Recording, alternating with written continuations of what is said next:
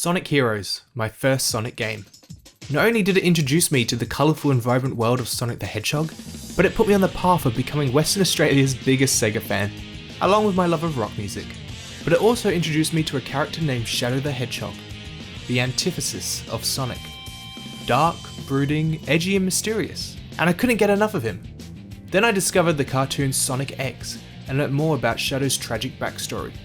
To me, a 7-year-old at the time, he was the most engaging character out there, along with Christopher Eccleston's Doctor Who. And then came Shadow the Hedgehog on PS2. Finally, a game where he was front and centre, featuring guns, aliens and dark colours. Was it okay for me to be playing this game at that age? Who knows, but I loved it. Though, in subsequent years, Shadow's involvement in the Sonic the Hedgehog franchise started to slow down, but my passion for the ultimate lifeform never faded. Every piece of Shadow content we got, I celebrated. From his appearances in the Sonic Boom cartoons, his DLC and Sonic Forces, and then, on March 25th, 2022, at the Sonic the Hedgehog 2 preview screening, everything changed. A secret research facility. It was a black site, sir. Someone worked very hard to keep this hidden. My God. Project Shadow. My excitement over the past 2 years for this action comedy film has been on another level. With nothing but joy and positivity to every crumb of news we received. Allegedly, Crush 40's Live and Learn would make an appearance in some form. And rumours of Keanu Reeves as Shadow, everything was looking great. That was until the writer's strike began. Would this delay the film? Would we see cutbacks to the film due to its tighter schedule? Was this film doomed? Thankfully, the answer to that is not at all. 50 years after being cryogenically frozen, Shadow the Hedgehog is mysteriously awoken, filled with rage and out for revenge for his mistreatment. He terrorizes the streets of Tokyo. Meanwhile, Team Sonic, who finally have some downtime to have fun and enjoy some roasted marshmallows, are suddenly interrupted by the government agency Gun, who tasks Sonic and his friends to put a stop to this raging hedgehog. Unable to defeat Shadow, Sonic has an unlikely alliance with Jim Carrey's Robotnik to discover more about this mysterious hedgehog and why Eggman's machines are going rogue. What entails is a story of self-discovery, grief, and how to overcome the associated whirlwind of emotions, but with plenty of laughs and fight scenes along the way to bring together the best plot of the Sonic movie franchise thus far. And with each subsequent Sonic film, the writers and director Jeff Fowler have injected more aspects of the Sonic the Hedgehog universe into their films, from the use of Chaos Emeralds to the Eggmobile. And with Sonic the Hedgehog 3, it's clear the team have fully embraced the mid-2000s era of Sonic the Hedgehog, taking inspiration from the plot of the Dreamcast classic Sonic Adventure 2.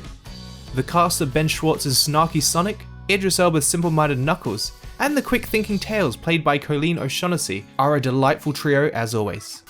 The comedic genius of Jim Carrey playing not one but 2 Robotniks is hysterical and expertly filmed, along with brief but humorous appearances of Natasha Rothwell and Shamar Moore in their roles of Rachel and Randall.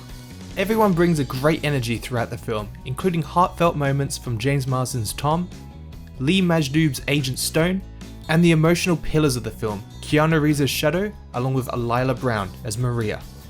The story of these 2 characters is beautifully portrayed, and while slightly altered from the game, it is an absolute highlight of the Sonic movie franchise thus far.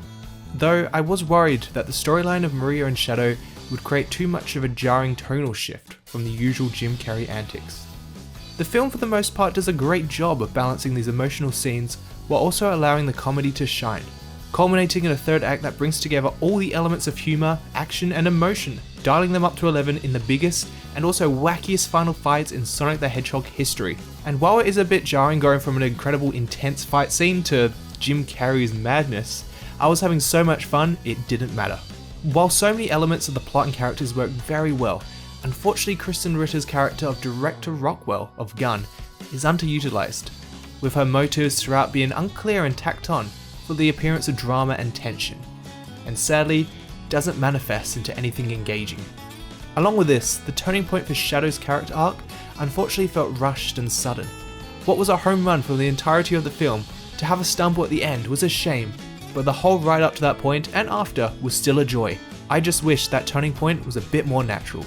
And in the previous Sonic films, the score has always been a disappointment, with only a few motifs from the games playing, and often so subtle you wouldn't be able to tell. But with Sonic 3 however, there are multiple tracks from the Sonic the Hedgehog series which, for fans, will invoke feelings of nostalgia and joy. Along with music from the games, the choices of licensed tracks throughout the film will have your feet tapping and help convey the sense of speed and adventure. Definitely a soundtrack I'll be listening to over and over again.